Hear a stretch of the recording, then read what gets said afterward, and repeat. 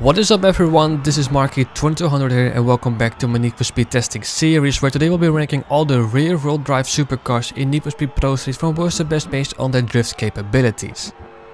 As usual, all the cars have been upgraded with stage 3 performance and handling packages, have been reduced when necessary, running manual gearbox, and all the cars have been tuned properly. Tunes of every car are in the description down below. With that said, let's see which of these cars is the worst for drifting, and then at number 9 we have the Aston Martin DB-R9. I don't think that it comes as a huge surprise that these supercars are just absolutely terrible for drifting. The DB-R9 scored an average of 5,895 points, which is among the worst for any car in Pro Street that is capable for drifting. The McLaren F1 is not much better, it only scored 4 more points average wise. I would say they all handle decently, but they are just absolutely terrible at scoring points. The CCX is no different. It scored an average of 5,906 points, and I would say the CCX is actually probably the worst handling wise. It just does not turn. And I can say the same thing about number 6, the 911 GT3. It's just absolutely bad.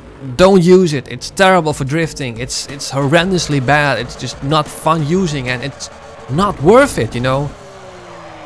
The supercars are just far better at all the other stuff. Drifting is just something that is better left to like the real drive sports cars or the muscle cars or the whatever, you know. Just don't use a supercar. That's probably the moral of this story, because all but I would say the top one are just absolutely bad for drifting. Like I said previously, they aren't bad handling wise, they just are terrible at scoring points. The 911 GT3 RS is just no different. The 4 GT, it did score 400 points more average wise, we're at 6,833, which is below average. It's still bad, but why would you take a car that's this expensive and then use it for something that is absolutely not what it's designed for? And then the 911 GT2 is the first car I would not really classify as bad. It's, I would say, decent at best, an average score of 7,590 points. I mean, yeah, it's decent, but why would you use a car like this for drifting? That's, you know, they're bad at drifting and they're really expensive, so why would you do this? And it's no different with the number 1, the Pagani Zonda. While it is quite good for drifting, it costs over $700,000.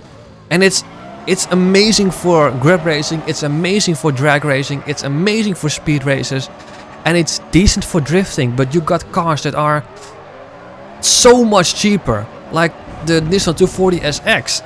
That only costs like 20 grand, and it's so much better for drifting. So while the Zonda is, I would say, good at drifting, it's just an absolute waste if you pick this car for drifting. So those were all the rear-wheel drive supercars in Need for Speed Pro Series from worst to best, with the Zonda being the best but still absolutely not worth it, and the rear-wheel drive supercars in general. We have completed testing every single car in Need for Speed Pro Series with stage 3 performance, so the next video we will be ranking all the 76 cars in Need for Speed Pro Series from worst to best based on their grip capabilities. I hope you'll be looking forward to it, and I hope you join me then. For now, if you've liked this video, consider giving it a thumbs up. If you wish to stay updated on all my future videos, consider subscribing. Like I said, the next testing video will be the big one, all 76 cars in Pro Series ranked from worst to best for grip races. Until then, this has been Marky2200, thank you so much for watching, and hope to see you very soon. Take care.